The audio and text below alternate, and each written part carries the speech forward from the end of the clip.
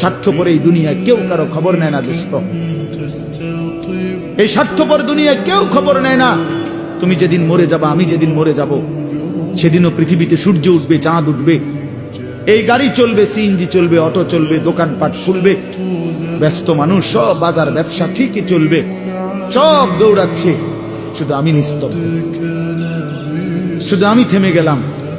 আমার হাত আর নড়ে না, পা আর নড়ে না, আমার আর চোখ খোলে না, আমার আর জিন্দিগির কোন স্পন্দন নাই। এরই নাম দুনিয়া, এরই নাম দুনিয়া। বিকাল বেলা যারা জানাজা পড়ছে, এই স্ত্রী ছেলে কাঁদছে সারাদিন বাপের জন্য, স্বামীর জন্য। এই মানুষগুলোই রাত্র 9টায় আবার পাশের বাড়ির থেকে রান্না করে আনছে, এরাই পেট ভরে ভাত খাইতেছে।